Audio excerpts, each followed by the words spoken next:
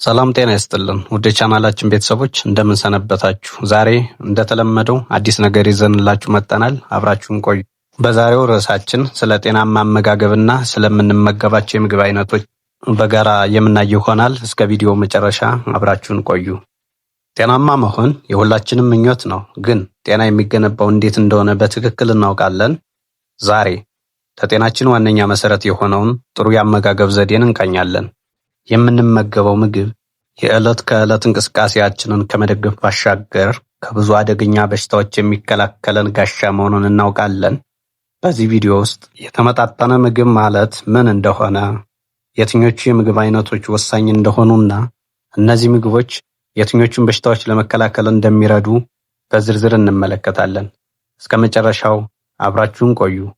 ጤናማ የአኗኗር ዘይቤያችሁን ወደሚቀጥለው ደረጃ የምታደርሱበትን ቁልፍ ታገኛለህ። የተመጣጠነ ምግብ ምንድን ነው?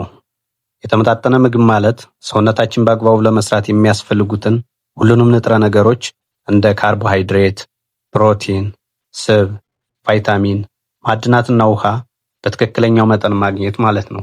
የምግብ ሳህናችንን በሶስት ዋና ዋና ክፍሎች መከፋፈል ይገባናል። እነሱም አትክልትና ፍራፍሬ ግማሹን የሳህናችንን ክፍል መያዝ አለባቸው። ለቫይታሚኖች፣ ማዕድናትና ፋይበር ጥቅም ማለት ነው። ጥራጥሬዎችና ስታርች ያላቸው ምግቦች 1/4ኛውን ክፍል መያዝ አለባቸው። ለምሳሌ ለኃይል ቡናማ ሩዝ፣ ሙሉ የስንዴ ዳቦና አጃ። ፕሮቲኖች 1/4ኛውን ክፍል መያዝ አለባቸው። ለጡንቻ ግንባታና ጥገና ስስ ስጋ፣ አሳ፣ ባቄላ፣ ምስርና እንቁላል። ልንቀንሳቸው ወይም ደግሞ ልንተዋቸው የሚገቡ ምግቦችም አሉ። ከነዚህም መካከል የተቀነባበሩ ምግቦች፣ ለምሳሌ በመጋዘን ውስጥ ለረጅም ጊዜ የተቀመጡ ወይም ብዙ ኬሚካሎችን የያዙ ምግቦችን መቀነስ፣ ሶፍት ድሪንኮች፣ ፈጣን ምግቦች እና የፋብሪካ ኩኪሶችን መቀነስ አለብን። ጨው ወይም ሶዲየም፣ ከመጠን በላይ ጨው የደም ግፊትን ስለሚጨምር መቀነስ አለብን። በአዋቂ ሰው በቀን ከ5 ግራም ወይም 1 የሻይ ማንኪያ ያነሰ መሆን አለበት። ስኳር፣ በተለይም በምግብ ላይ የተጨመረውን ስኳር መቀነስ ግዴታ ነው። በጣፋጭ መጠጦችና የንግድ ጣፋጮች ውስጥ የሚገኘው ስኳር ለውፍረትና ለስኳር በሽታ አስተዋጽኦ ያደርጋል። ጤናማ ያልሆኑ ቅባቶች እንደ ቅቤ፣ ማርጋሪንና በቅባት የበለጸጉ የስጋ አይነቶችን መገደብ አለብን። በምትኩ ጤናማ ቅባቶችን ለምሳሌ እንደ አቮካዶ፣ ወሳኝ የምግብ አይነቶችና ጥቅሞቻቸውን እንደሚከተለው ዘርዘር አድርገን አቅርበናቸዋል። አብራችሁን ቆዩ። አንደኛው አትክልትና ፍራፍሬ ፋይበር፣ ቪታሚን ሲ፣ ኤ እና ኬ ጸረ ሙቀት አማቂዎች ወይም የልብ በሽታ፣ ስትሮክ፣ አንዳንድ የካንሰር አይነቶችን እንደ አንጀት ካንሰር፣ ከፍተኛ የደም ግፊትን ይከላከላሉ።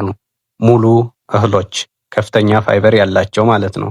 ቪታሚን ቢ፣ ማግኒዥየም አይነት 2 እና የስኳር በሽታ፣ የልብ ድካም፣ የሆድ ድርቀትን በመከላከል የአንጀት ጤናን መጠበቅ ይቻላል።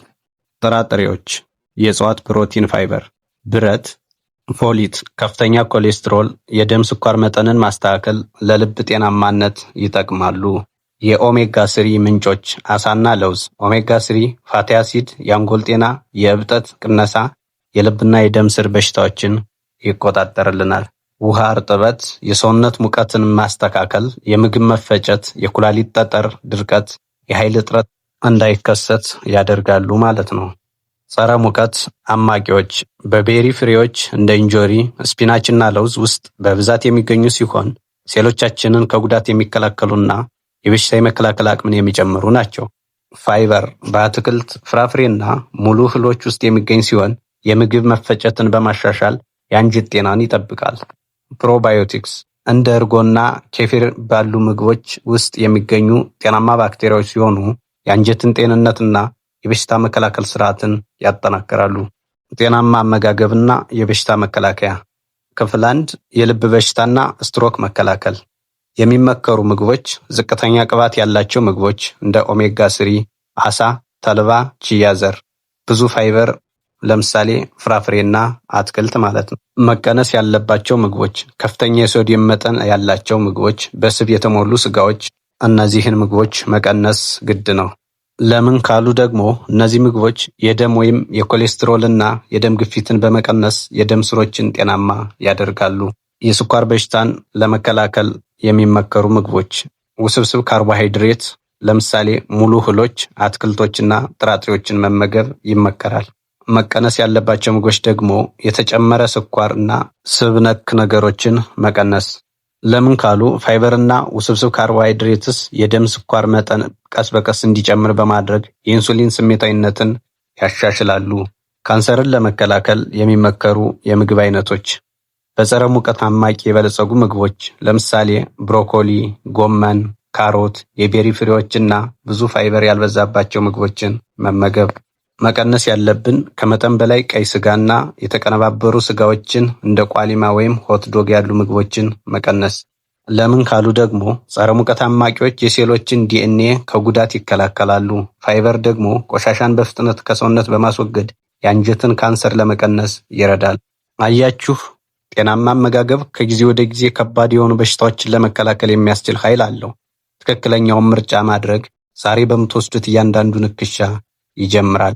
ትልቅ ለውጥ ለማድረግ ባትችሉም በትንሽ ደረጃ ይጀምሩ። ለምሳሌ በቀን አንድ ተጨማሪ የፍራፍሬ ወይም አትክልት ምግብ ይመገቡ። የዛሬው ጥያቄያችን ለጤናችሁ ያደረጋችሁት ትልቁ የአመጋገብ ለውጥ ምንድን ነው? ከታች ባለው የአስተያየት መስጫ ቦታ ያጋሩን። ይህን ቪዲዮ ከወደዳችሁት ላይክ ማድረግን አትርሱ። ለሌሎች እንዲደርስ ሼር አድርጉትና ከኛ የሚለቀቁ አዳዲስና ጤና ነክ መረጃዎችን በፍጥነት ለማግኘት ሰብስክራይብ አድርጉ። የደወል ምልክቱንም ይጫኑ። በሚቀጥለው ቪዲዮ እስክንገናኝ ጤናችሁን ጠብቁ። ሰላማችሁ ይብዛ እንላለን።